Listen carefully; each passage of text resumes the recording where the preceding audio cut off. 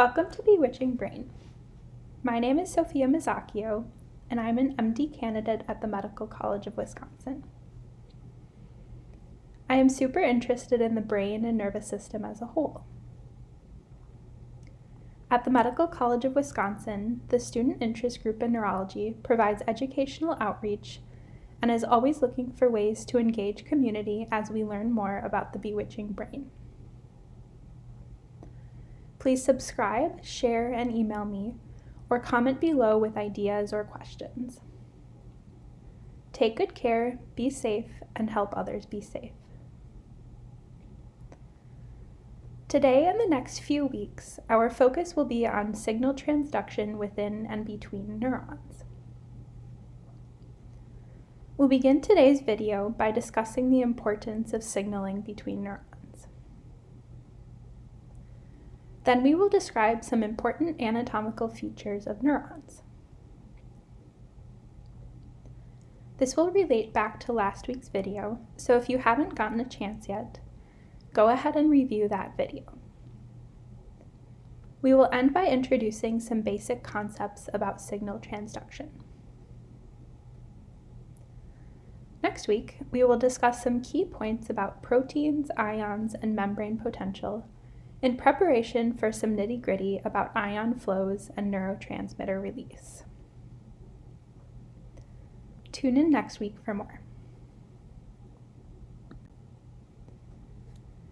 If you haven't already, please take a moment to fill out the questionnaire in the video description. The MCW signboard is grateful for your participation.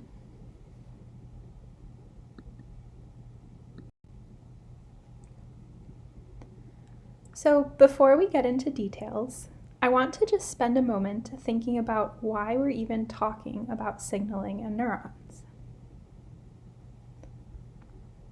Imagine you are in your living room reading a science fiction book when the glorious scent of ooey gooey brownies wafts in from the kitchen. You close your eyes, letting the scent wash over you. You decide to get up and walk into the kitchen, and you find yourself salivating as you wait for the chance to try the goodness.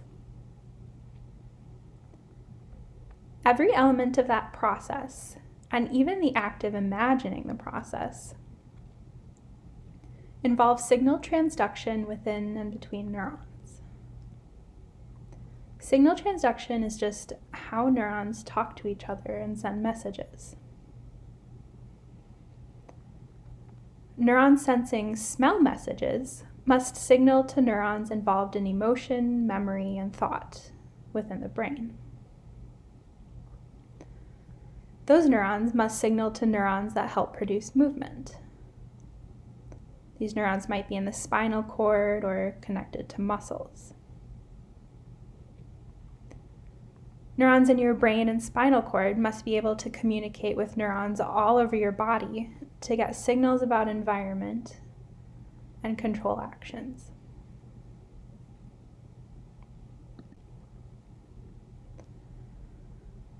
Last week we talked about some different components of cells. You may want to review these components. Neurons contain all of these. For example, you can see that they have a cell body containing a nucleus. Remember that the nucleus contains DNA, which is the template for proteins. They also have organelles and a lipid bilayer with proteins in it like we talked about last week. In addition, neurons have some unique parts that are designed specifically for signal transduction. Dendrites are the primary receivers of information from other neurons. Note that there are many dendrites on one cell body. They look a little bit like tree branches.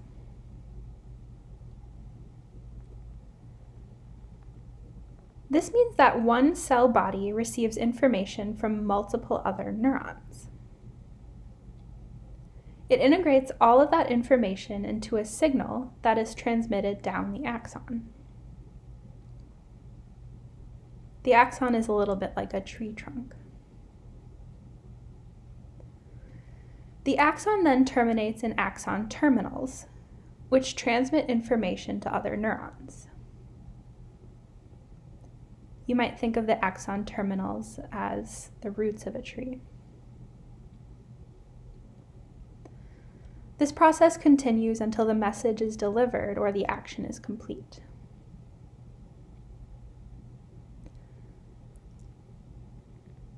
I will refer to the upper neuron on this slide as the terminating neuron, and the lower neuron as the receiving neuron.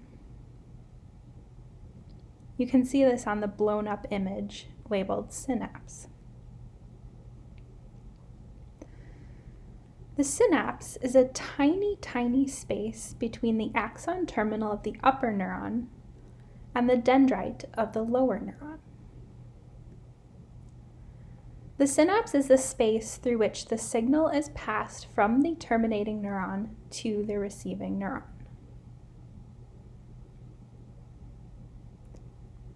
The space is technically called the synaptic cleft, and the synapse is the whole area in which that signal is transmitted.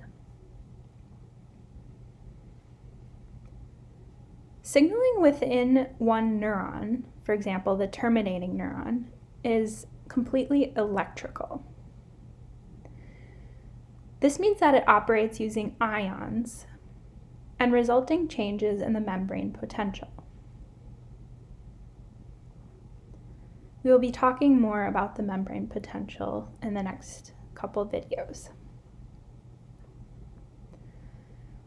When the electrical signal reaches the axon terminal, it changes from an electric signal into a chemical signal. This chemical signal is made up of neurotransmitters.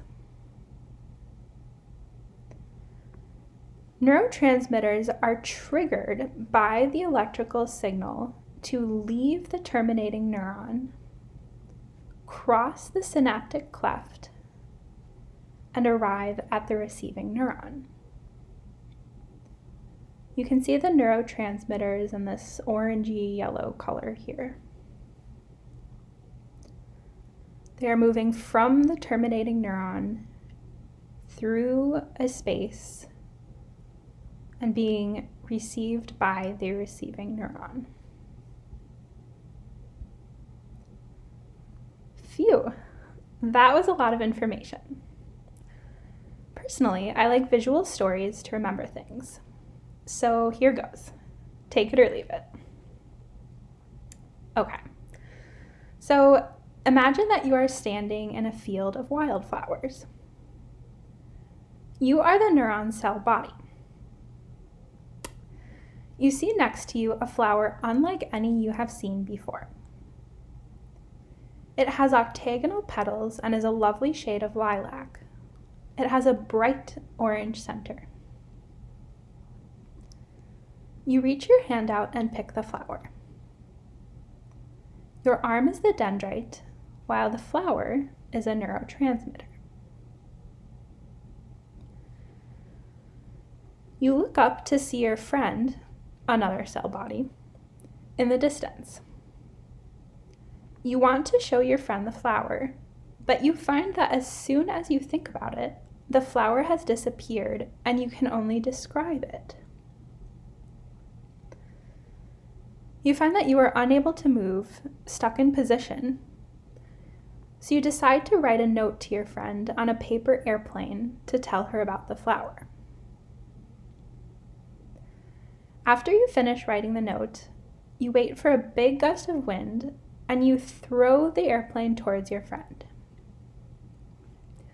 In a frustrating trick of fate, the wind suddenly dies down and the airplane goes head first into a stream that separates you and your friend. It just so happens that your friend is fishing.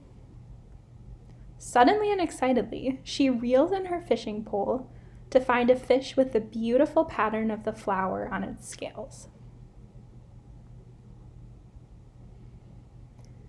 In this scenario, the paper airplane was the electrical signal going through the axon, while the patterned fish was the neurotransmitter received by the receiving neuron. This is the general flow of how neurons signal to each other. In the coming weeks, we will get into more details on how the electrical and chemical signaling works. So make sure that you understand these basic concepts now.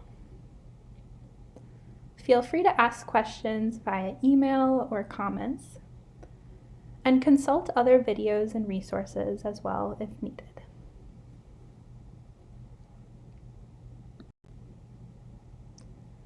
That's all for this week. Thanks for listening, Brainiacs, and tune in next week for more.